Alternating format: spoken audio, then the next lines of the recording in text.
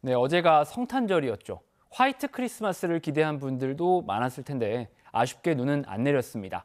이런 상황도 기후변화와 연관이 있다고 하는데요. 전지구적인 기후 위기 그리고 이를 해결하기 위한 국제적인 노력은 어떻게 되고 있는지 기후탐사대에서 윤진호 광주과학기술원 교수에게 자세한 이야기를 들어봤습니다. 안녕하십니까? 안녕하세요. 교수님, 어제가 크리스마스였습니다. 크리스마스 잘 보내셨나요? 네, 가족과 조용히 있었습니다. 네, 크리스마스 하면 예쁜 트리도 있고 펑펑 눈이 내리는 화이트 크리스마스 이런 이미지들이 연상이 되는데 이 기후위기의 영향이 화이트 크리스마스와 트리에까지 미치고 있다고요. 네, 이게 크게 두 가지를 생각을 해볼 수가 있습니다. 이제 날씨가 점점점 따뜻해지면서 이제 뭐 아마 잘 몸으로는 못 느끼시겠지만 이제 눈으로 와야 되는데 이게 비가 와서 이제 그 화이트 크리스마스가 아니라 그냥 겨울비가 내리는 그런 크리스마스가 될 수도 있고요. 또 하나는 이제 방금 말씀해 주신 것처럼 이제 크리스마스 트리를 한국에서는 이제 주로 인공 트리를 나무 쓰는데 외국에서는 실제 나무를 이렇게 베다가 이제 트리로 쓰고 있습니다. 근데 그런 트리를 쓰는 나무를 재배하는 게 점점 줄어가지고 이제 화이트 크리스마스도 어쩌면 추억 속으로 가져갈 것 같습니다. 네, 크리스마스 분위기를 점점 못 느끼게 되는 안타까운 상황이 펼쳐지고 있는 건데 이렇게 기후위기는 전 세계가 계절과 관계없이 체감하고 있잖아요. 그래서 기후 분야의 국제협력이 중요할 것 같은데 이 국제협력은 어떻게 진행되고 있습니까?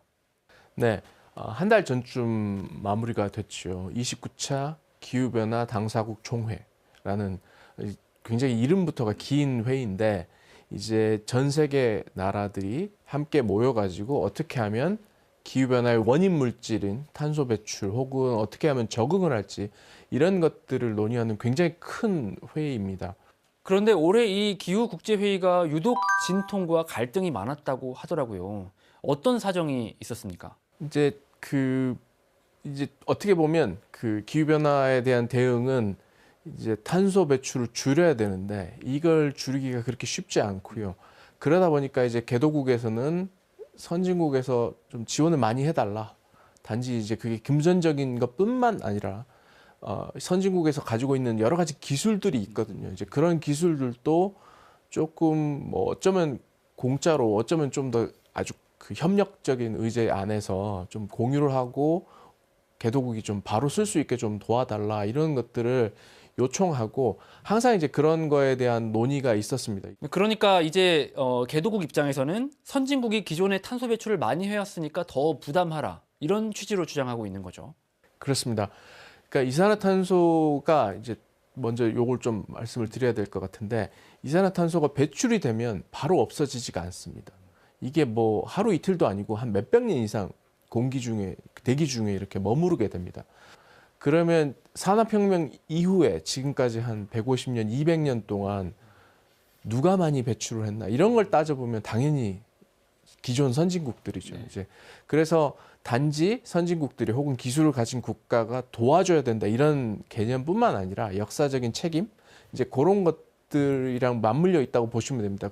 이제 이게 이제 그 처음에 이번 그 COP 전에는 한 300조 정도를 선진국에서 제공을 하겠다. 근데 그것도 이제 좀 따져보면 당장 뭐 돈이 아니라 뭐 금전적인 지원 뭐 이런 것까지 다 포함해서 300조고요.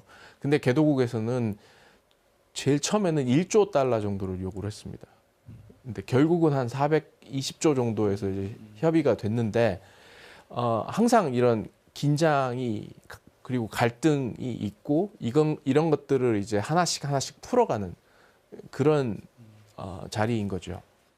올해 우리나라에서도 플라스틱을 줄이자는 취지로 국제회의가 열렸다고 하던데 이건 어떤 행사였습니까? 네, 얼마 전에 부산에서 이제 그것도 종료가 됐는데요. 이것 역시 유엔의 그 환경 계획 안에서 그런 큰 프레임에서 이제 플라스틱의 사용도 좀 줄여야 된다라는 취지로 각 국가 간에 이제 협의를 좀 끌어내 보려고 만들어진 회의인데 큰 성과는 없이 마무리가 됐습니다. 이제 플라스틱이라는 것도 참 재미있는데 이게 그 플라스틱의 가장 큰 생산 소스는 석유화학 과정입니다. 그래서 어떻게 보면 석유의 부산물이 플라스틱인데 근데 그러다 보니까 그 사우디아라비아 등 그런 산유국에서는 생산 단계에서의 그 제한은 철저하게 반대를 해왔고 사용 단계에서의 제한이야 뭐 어떻게 보면 우리도 일부 시행을 하고 있긴 합니다. 그래서 이제 그런 것보다는 원천적인 감소, 그러니까 생산 단계에서 좀 줄여야 확연하게 줄일 수가 있는데 이제 그 단계까지는 이르지 못했습니다. 근데 결국 올해 있었던 기후 분야의 두 가지 국제협력 행사 모두 잘 되지 않았다는 건데 기후 분야에서도 국제협력이 잘 되려면 역시 최강대국인 미국의 역할이 중요할 텐데요. 이제 트럼프 행정부가 곧 시작한단 말이죠. 트럼프는 익히 알려진 것처럼 기후 위기는 사기다 이런 주장까지 펼친 인물인데 어떻게 전망하십니까? 네, 그러니까 트럼프가 이제 저번에 대통령에 취임하고 나서 아마 일주일 정도 안에 첫 번째로 했던 그 조치들 중에 하나가 파리 협약에서 탈퇴하는 거였거든요.